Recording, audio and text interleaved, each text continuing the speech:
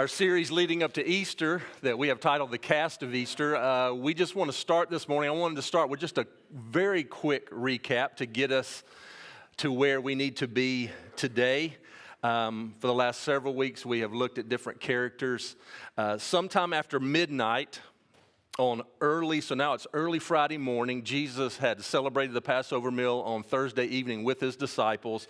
So now it's sometime after midnight, early Friday morning, Jesus was betrayed by one of his own, by Judas, and then arrested in the Garden of Gethsemane. From there, he was taken by the soldiers to be tried, first by Annas and then by Caiaphas, the high priest. Then the Sanhedrin questioned him when the morning came, at dawn, at daybreak. At that point, after that trial, they bound Jesus and carried him to Pontius Pilate, the governor of Judea, to have him sentenced to death. He is questioned by Pilate, who sent him to Herod, who then sent him back to Pilate, who offered the crowd a choice between Barabbas and Jesus. The crowd chose Barabbas. Pilate declares, "I wash my hands of this situation. Do with him what you wish." And he orders Jesus to be scourged and then crucified. Now, in those verses, such few words, right? He orders him to be flogged. One verse says, he orders him to be scourged and then crucified. Such few words, but such a horrible, gruesome event. Jesus was stripped. His hands were tied up high on a post so that his body could be stretched out tightly. Two soldiers, one on each side, delivered the beating with alternating strokes. They used a whip with leather straps and small pieces of iron and bone attached to those straps, which were designed to cut into the flesh. Their goal was to bring Jesus to a state just short of death or unconsciousness. An article in the Journal of the American Medical Association described it this way: as the Roman soldiers repeatedly struck the victim's back with full force, the iron balls would cause deep contusions, and the sheep bones would cut into the skin and subcutaneous tissues of the victim. Eventually, the lacerations of the whip would tear into the underlying skeletal muscles and produce quivering ribbons of bleeding flesh. Pain and blood loss generally set the stage for circulatory shock. Because of the trauma that was inflicted by scourging, it was sometimes referred to as the half-death, or death before dying. Many prisoners never even made it to the crucifixion. The images that we see in the Passion of the Christ this time of the year are very real. After Jesus was beaten to within an inch of his life, Matthew tells us, some of the governor's soldiers took Jesus into their headquarters and called out the entire regiment. They stripped him and put a scarlet robe on him. They wove thorn branches into a crown and put it on his head. They placed a reed stick in his hand as a scepter. Then they knelt before him in mockery and taunted, "Hail, King of the Jews!" And they spit on him and grabbed the stick and struck him on the head with it. Can you imagine how terrifying? The complete lack of humanity. The entire regiment, that means about 20 or 30 soldiers, surround Jesus like an angry mob, and they kick him, they punch him, they mock him, they spit on him. Imagine the Son of God barely able to stand, humiliated, quivering in pain, covered in spit, and wearing a crown of thorns. Verse 31 says, when they were finally tired of mocking him, they took off the robe and put his own clothes on him again. Then they led him away to be crucified. Remember, Jesus hasn't slept all night. No food, no water. Can you imagine the total exhaustion? And now the extreme pain and loss of blood. After this brutal beating, the cross is placed on Jesus' back, a crossbeam full of jagged edges and splinters, still covered in the blood of previous victims. John 19:17 says, carrying his own cross, he went out to the place of the skull, which in Aramaic is called Golgotha. This crossbeam weighed about 100 pounds. Can you imagine? About 100. So imagine Jesus after the last 12 hours now trying to carry this crossbeam some 650 yards. Just to put that in perspective, that's 6.5 football fields from Pilate's Hall to Golgotha. Every step is agony. Jesus has reached the limits of his physical body. Remember, not only was he 100% God, but he was also 100% man. And in just a few moments, all of what Jesus has endured will bring us to the character of our story today. One writer stated, now in order to understand the story before us, you have to keep in mind that this is the time of the Passover celebration. Thousands upon thousands of Jews would flock to Jerusalem for this time of celebration, and therefore the streets were undoubtedly crowded with people everywhere. And here's Jesus and this large procession making their way to Calvary. A soldier and a herald in front of him, potentially 4 soldiers behind him, ushering him through the city and towards the place that he would soon be crucified. All of a sudden, Jesus collapses under the weight of the cross. It's finally become too much to bear. His body cannot bear another step under its weight. His physical strength has now been depleted, and if he's going to make this final trek, it's going to have to be through the help of another. It was Roman law that at any point in time, a Roman soldier could compel a citizen to help them in whatever matter they might need. They could grab anybody off the street at any time. Obviously, such a demand would infuriate any Jew forced to obey. Jesus, if we remember, actually used this as a teaching opportunity when he said in Matthew 5:41, if anyone forces you to go 1 mile, go with them 2 miles. This Roman rule was about to be put into action. And little did he know, but a most unsuspecting man was about to experience this firsthand in his life. With Jesus unable to continue under the weight of the cross, one of the Roman soldiers grabbed a man from the crowd, the character of our story today, and his name was Simon of Cyrene. Let's read Matthew chapter 27, verse 32. As they were going out, they met a man from Cyrene named Simon, and they forced him to carry the cross. Now, when Matthew says that they forced Simon in this verse, he actually uses the same verb that he used back in Matthew 5:41. That word forced in that context really means they grabbed him, they conscripted him, they compelled him against his will. It implies the use of brute force to accomplish a goal. So when the text says that they forced Simon to carry the cross, it means he didn't volunteer. He wasn't standing in the crowd with his hand raised at this point. They forcefully grab him from the crowd and compel him to carry the cross of Christ. Matthew 15:21 gives us some additional details. Mark writes, a certain man from Cyrene, Simon, the father of Alexander and Rufus, was passing by on his way in from the country, and they forced him to carry the cross.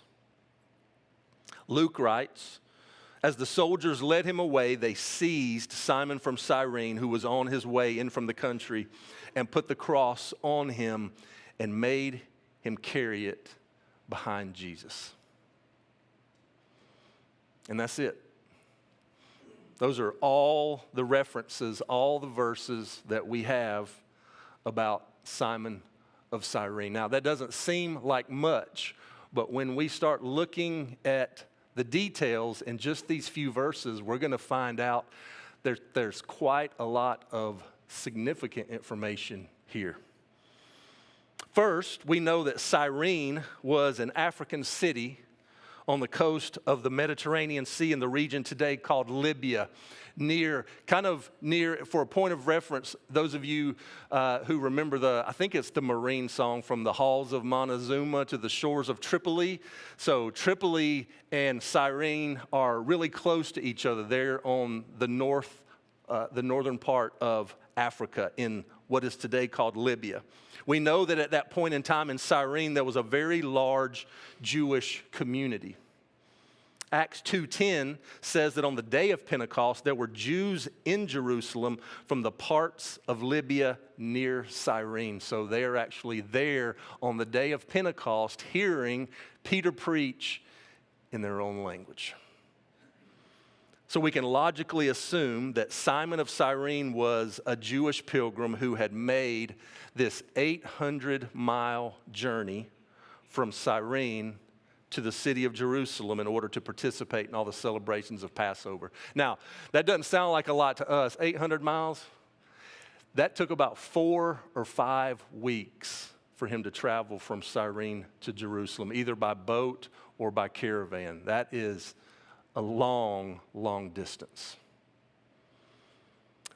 But it was the goal. It was the dream for any Jewish person living outside of the region of the Holy Land to be able to journey to the holy city of Jerusalem and to join in the great celebrations around the Passover, to celebrate that great event recorded in the book of Exodus when the blood of an innocent lamb was applied to the doorpost so that God's wrath would pass over his people.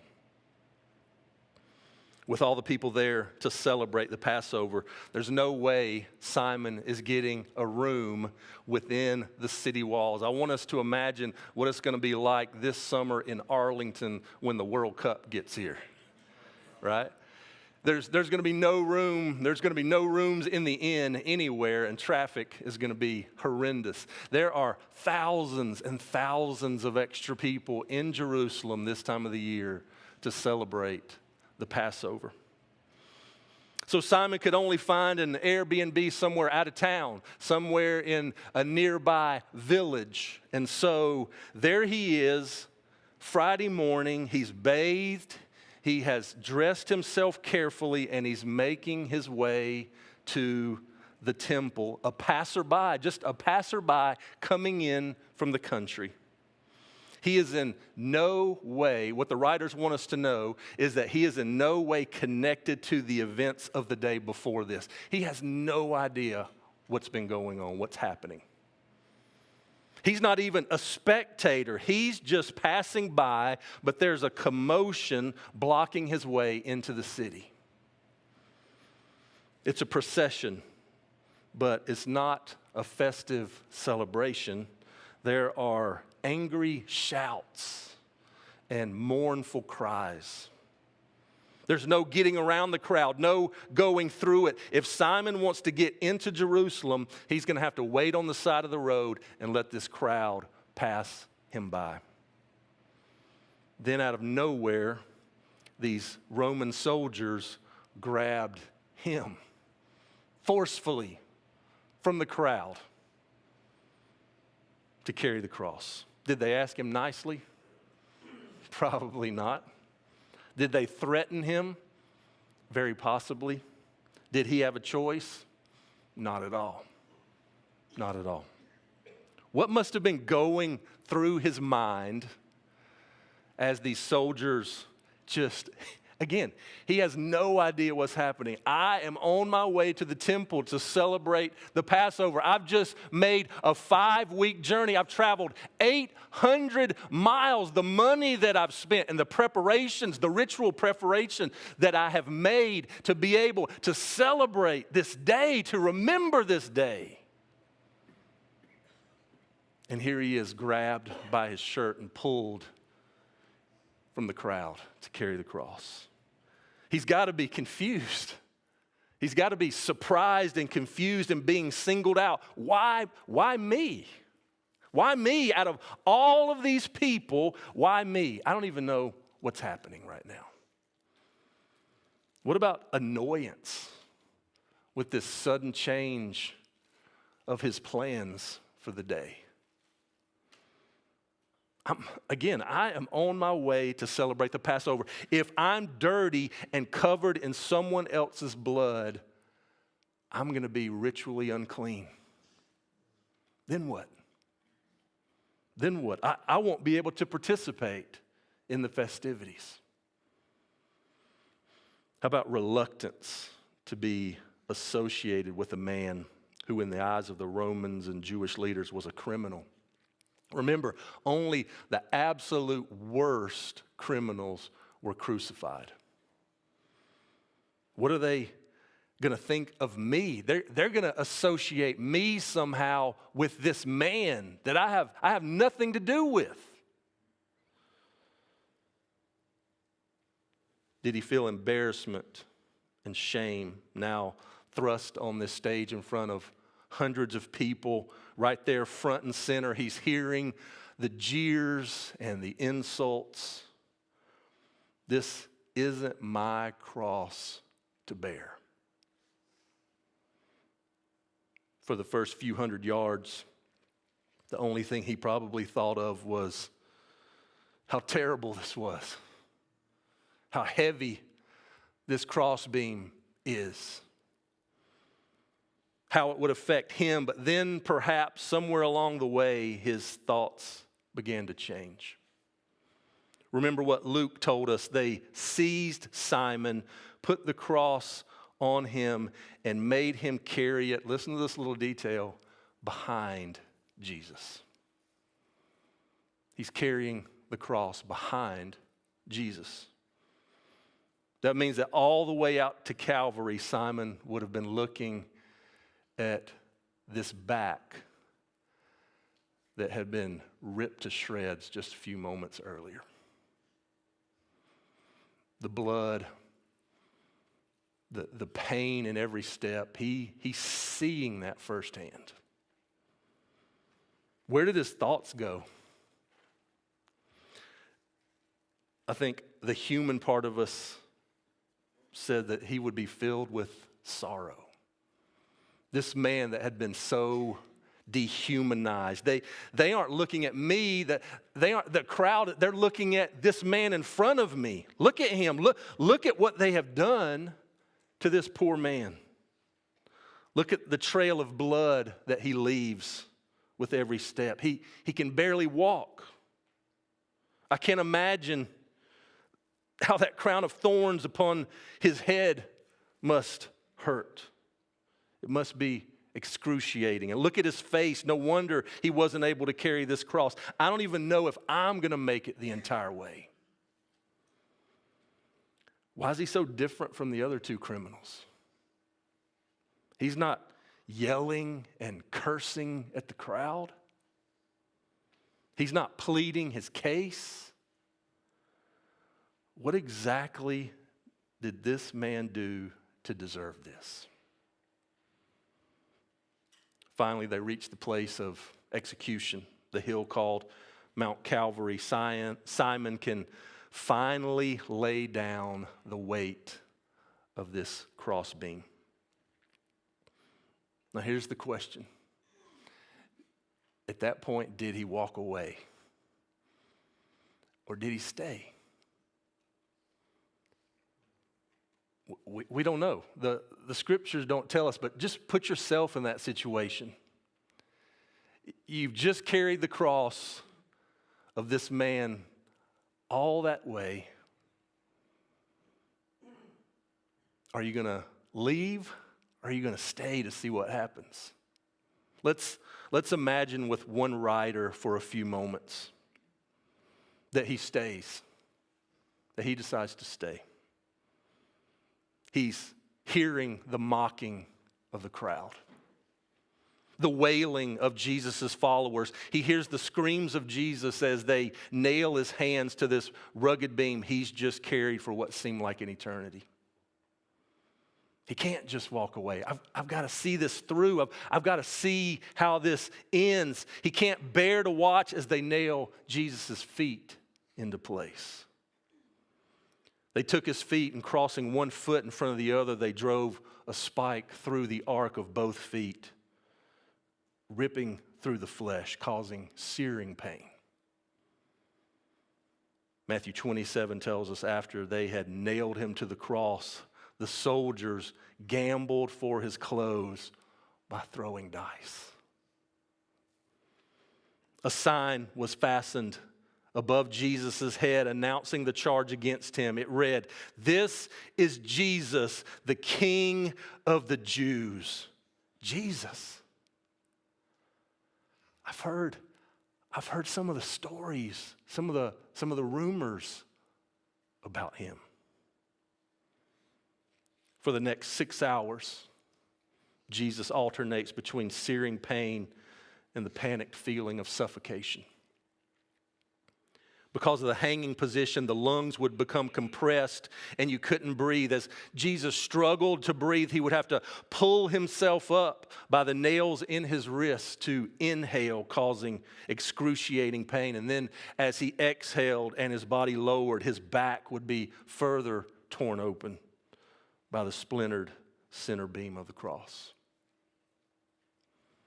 This is what's going on for hours when Jesus looked down from that cross.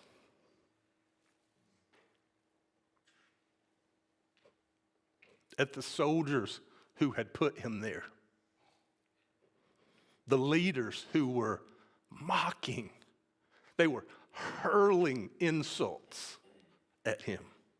The mobs that were taunting him. This is what was going on when the Son of God prayed, "Father, forgive them. They don't know what they're doing."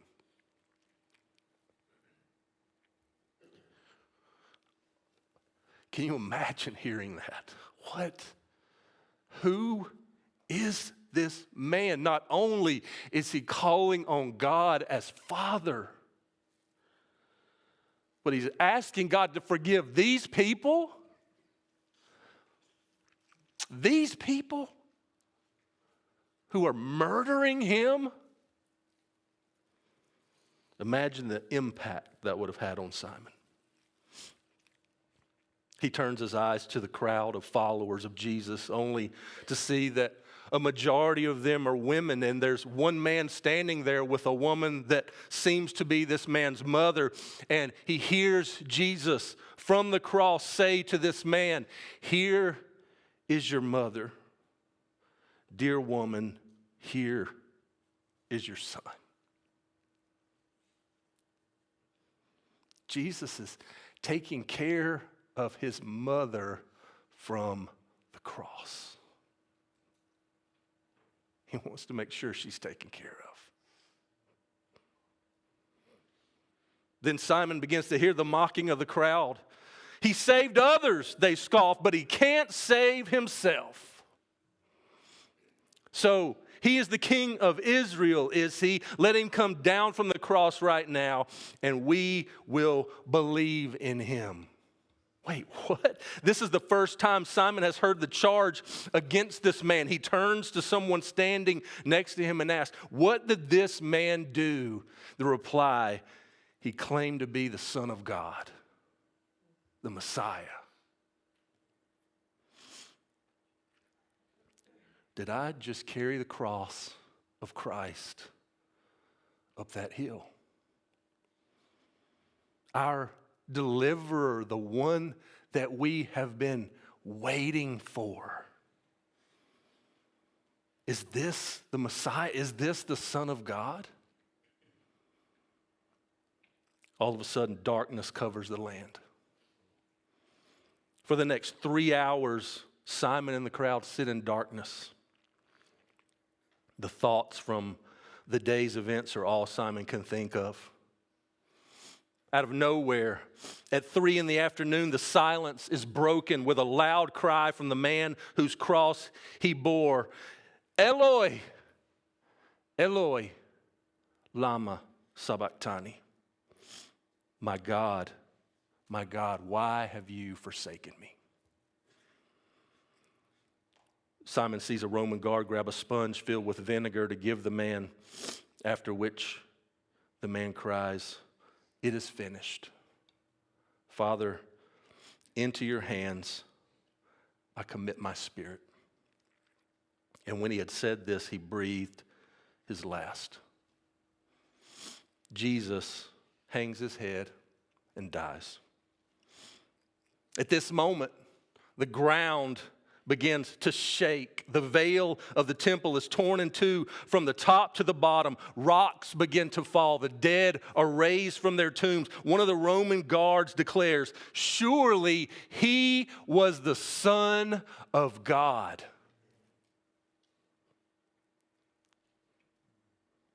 Is Simon standing there still at the foot of the cross in amazement?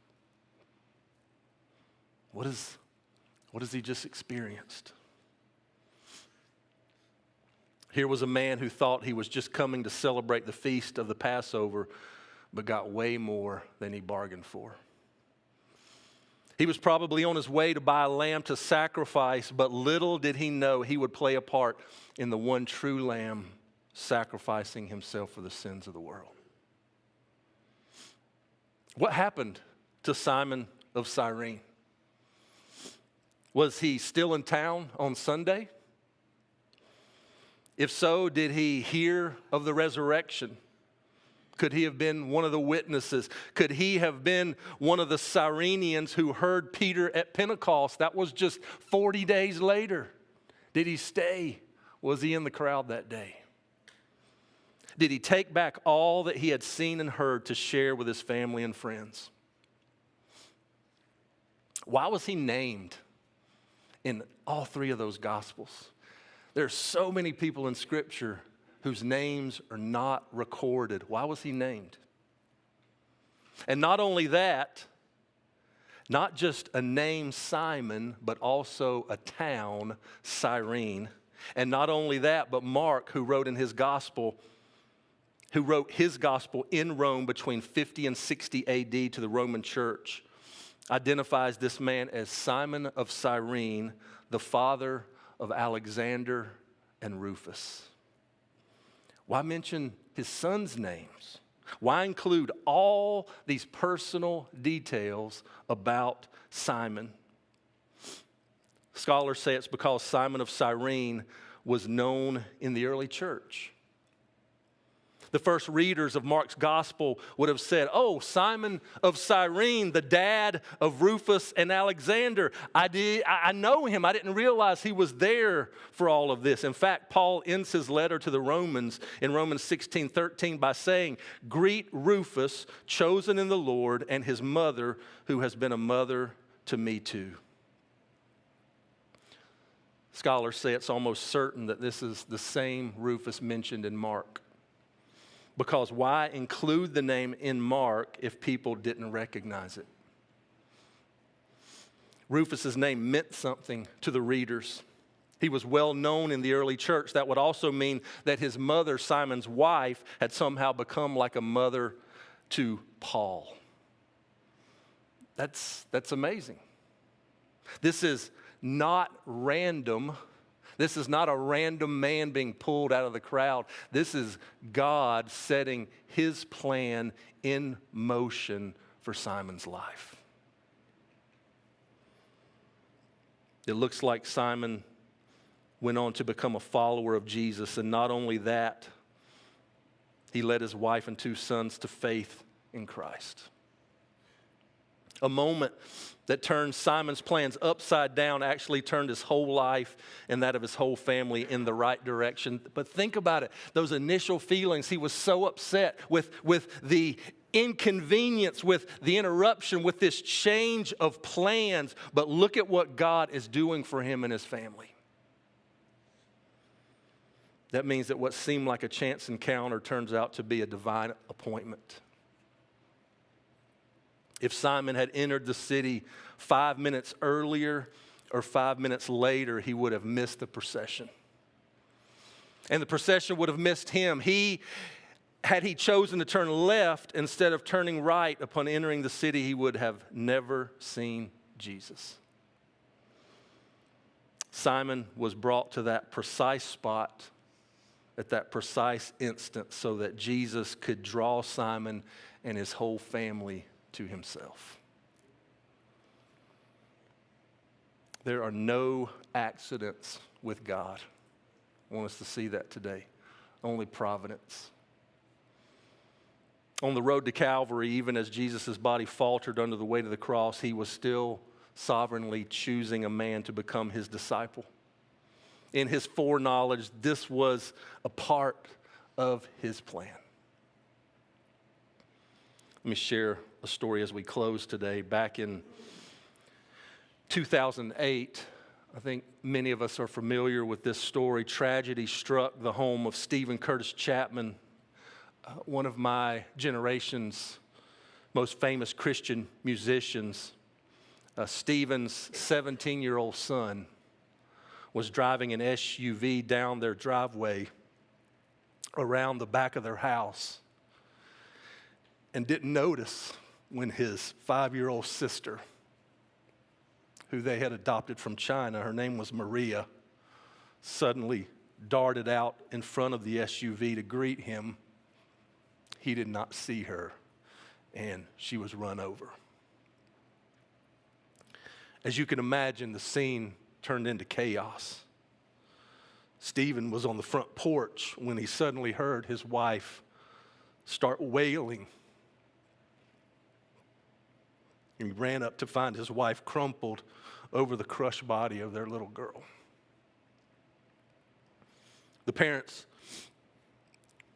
took turns doing CPR and calling for help. She was airlifted to Vanderbilt Children's Hospital, but would later die of her injuries. As Maria was taken by life flight, Stephen got into his car to follow them to the hospital.